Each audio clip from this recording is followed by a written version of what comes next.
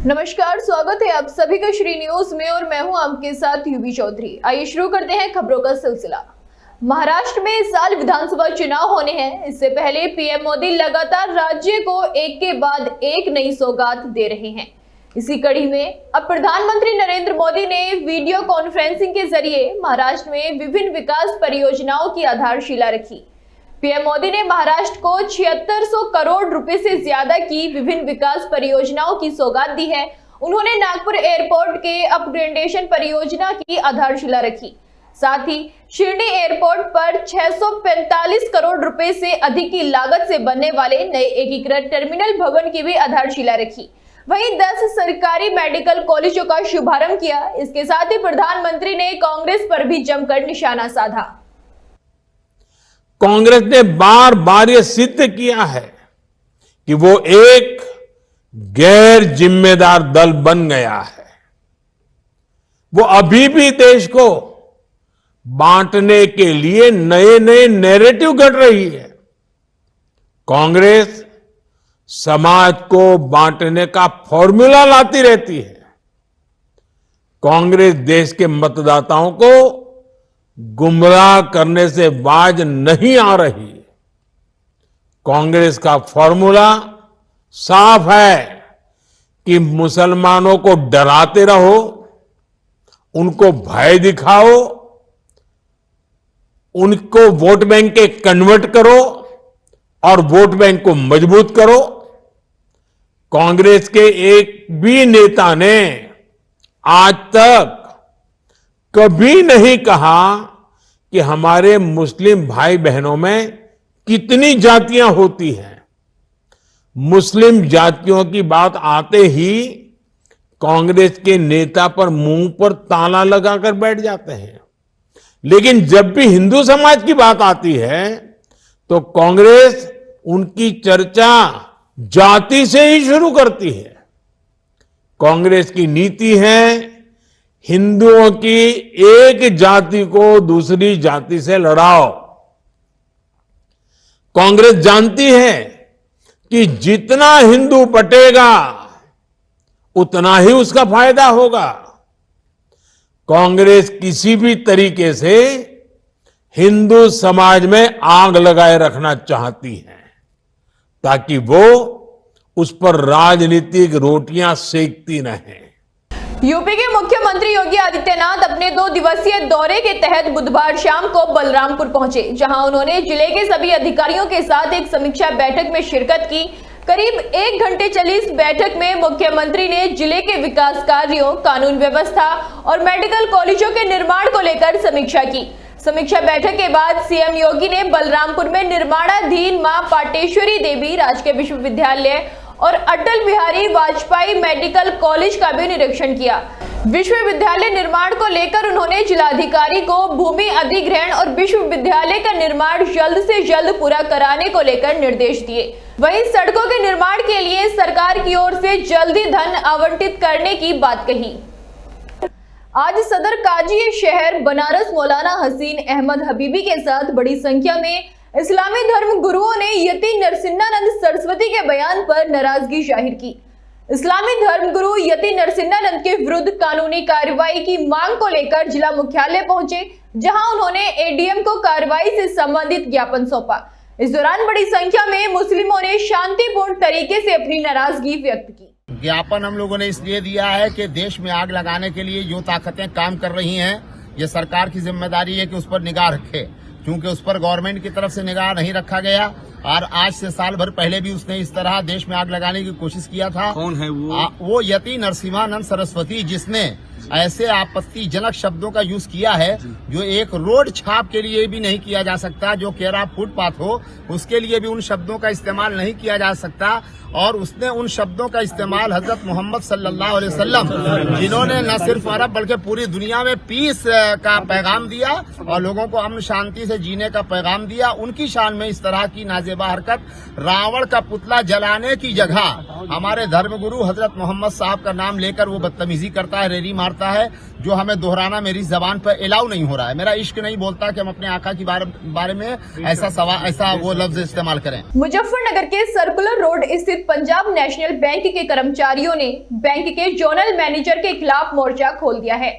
Zonal manager के खिलाफ all India Punjab national bank officers association के नेताओं ने आरोप लगाया कि चीफ मैनेजर जिमी ड्रैकी को जोनल मैनेजर बलवीर सिंह ने मेरठ बुलाकर प्रताड़ित किया और उन्हें सुबह 11 बजे से शाम 6 बजे तक दीवार की तरफ मुंह करके खड़ा करवाए रखा। यही नहीं, जोनल मैनेजर बलवीर सिंह ने जिमी ड्रैकी का मोबाइल तक उससे छीन लिया। इस बात का पता जब बैंक में काम करने वाले कर्मचारियों को चला तो उन्होंने धरना प्रदर्शन कर काम रोक दिया और जोनल मैनेजर पर सख्त कार्रवाई करने की मांग की है। वहीं एसोसिएशन के पदाधिकारियों का कहना है कि अधिकारियों और कर्मचारियों के साथ इस तरह की प्रताड़ना को स्वीकार नहीं किया जाएगा। पूरा मामला ये है कि अभी हमारे जोनल मैनेजर ने अभी हाल फिलहाल में ज्वाइन किया है, तो अभी हमने देखा कि वो जो हमारे अधिकारी हैं उनको प्रताड़ित करने का मतलब एक मुहिम उन्होंने छेड़ रखा है। और उसी क्रम में कल हमारे एक वरिष्ठ मतलब बहुत सीनियर चीफ मैनेजर को कल उन्होंने अपने ऑफिस में बुलाया था बैंक की बातें करने के लिए, कुछ रिव्यू करने के लिए, बट मुश्किल से 5 मिनट का भी रिव्यू उन्होंने नहीं किया और उनको गाली देना शुरू कर दिया। गंदी गंदी गालियां दी, जो मैं शायद शब्द यहाँ पे यूज़ भी नहीं कर सकता, वैसी वैसी गालियां दी। और हमारे एक सीनियर चीफ मैनेजर को उन्होंने स्टूल पे दीवार की तरफ चेहरा करके सुबह 10:30 बजे से लेकर शाम को 6:30 बजे तक बिना किसी पानी के, बिना किसी खाने के और बैठाए रखा। इससे ज़्यादा शोषण और इससे ज़्यादा प्रताड़ना मुझे नहीं लगता है कि मतलब एक किसी कर्मचारी या अधिकारी के लिए होगा। तो हमारे मुजफ्फरनगर मंडल के मुख्य प्रबंधक जिमी ड्रैकी जी को जब भी कोई मीटिंग होती है अंचल कार्यालय मेरठ में कॉल किया गया था। मीटिंग के दौरान जो भी एक्सपेक्टेशन रहती है ज़्यादातर इनकी रिकवरी का कार्य रहता है, क्योंकि ग्रामीण क्षेत्र से हमें रिकवरी की थोड़ा मुश्किल है और उनका प्रेशर रहता है कि आप रिकवरी कराइए और इनकी तरह से बेस्ट प्रयास किए जाते हैं इनके द्वारा और हमारी टीम द्वारा। अपने सैटरडे संडे हॉलीडे लगाए जाते हैं रिकवरी के लिए, लेकिन जो लोग वहाँ बैठे हैं वो यहाँ की फील्ड से वाकिफ़ नहीं है, ना उन्हें आइडिया है। जब हमारे किसान के पास, अदर्स के पास पेमेंट के लिए पैसा नहीं है तो कैसे पेमेंट करेगा? पेमेंट नहीं होने पे तो कोई अपनी जेब से देगा नहीं। वो सारी प्रक्रिया हो रही है, लीगल प्रक्रिया हो रही है, लेकिन किसी अधिकारी के साथ दुर्भावनापूर्वक उसे स्टूल में बिठाना, वहाँ उसका मोबाइल ले लेना, उसे बंधक बनाए रखना, ये इस तरह की चीज़ें हम शोभनीय चीज़ें हम बर्दाश्त नहीं करेंगे। बदायूं के थाना उसावा क्षेत्र के नवीगंज गांव के रहने वाले राजकुमार पर खेत से वापस आते समय आवारा सांड ने हमला कर दिया, जिसमें वो गंभीर रूप से घायल हो गया। घायल राजकुमार को परिजन जिला अस्पताल लेकर पहुंचे, जहां उनकी हालत को गंभीर देखते हुए डॉक्टरों ने उन्हें बरेली रेफर कर दिया, जहां बरेली के रुहेलखंड अस्पताल में राजकुमार की मौत हो गई है। यूपी के आगरा से डिजिटल अरेस्ट का एक चौंकाने वाला मामला सामने आया। मामले में एक परिवार को धोखाधड़ी का शिकार होना पड़ा। बताया जा रहा है कि इस मामले में पीड़ित परिवार ने गूगल पर लॉकर की जानकारी सर्च की थी, जिसके बाद उन्हें एक व्हाट्सएप कॉल आई। कॉल करने वाले ने खुद को SBI बैंक का मैनेजर बताते हुए उन्हें ठगने की कोशिश की। इस कॉल के दौरान आरोपी ने पीड़ित परिवार को 50 मिनट तक फोन पे रखा। उसने उन्हें डराया और कहा उन्होंने तुरंत अपनी जानकारी और OTP शेयर नहीं किया तो उनका बैंक खाता लॉक हो जाएगा। उसके दबाव में आकर परिवार ने उसकी बात मानते हुए अपनी निजी जानकारी दे दी। जब पीड़ित परिवार को इस धोखाधड़ी का एहसास हुआ तो उन्होंने तुरंत पुलिस में शिकायत दर्ज कराई। पुलिस ने इस मामले की गंभीरता को समझते हुए एक टीम का गठन किया है, जो इस धोखाधड़ी के पीछे के आरोपियों का पता लगाने में जुटी हुई है। देवरिया जनपद के भटनी थाना क्षेत्र के बेलवा बाबू गांव में बीती रात चोरों ने भीमशाही के घर को निशाना बनाकर लाखों रुपए की चोरी की वारदात को अंजाम दिया। ये घटना तब हुई जब घर के सभी सदस्य सो रहे थे। चोरों ने घर के पीछे से छत के रास्ते घर में घुसकर नकदी और जेवरात समेत लाखों के सामान पर हाथ साफ कर दिया।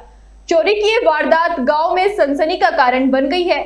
सुबह जब परिवार के सदस्यों ने उठकर देखा तो घर का सामान बिखरा हुआ पाया। चोरों ने घर से लगभग 700 मीटर की दूरी पर जाकर सूटकेस और ज्वेलरी से भरे बॉक्स को तोड़कर खेत में फेंक दिया और मौके से फरार हो गए।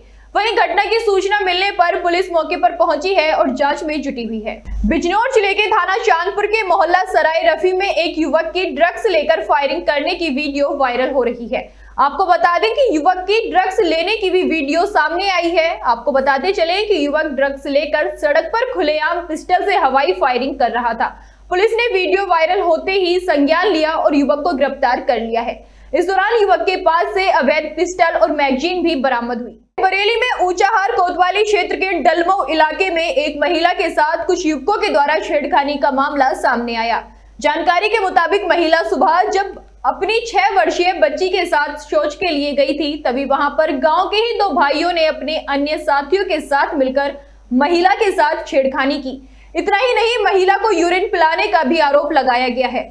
हालांकि खबर लिखे जाने तक इस महिला की शिकायत दर्ज नहीं हुई। परिजनों का कहना है कि वो कई बार थाने के चक्कर काट चुके हैं, लेकिन अब तक कोई सुनवाई नहीं हुई। सीतापुर में शराब की बोतलों के साथ ही अवैध तरीके से बनाए गए QR कोड बरामद होने की खबर सामने आई है।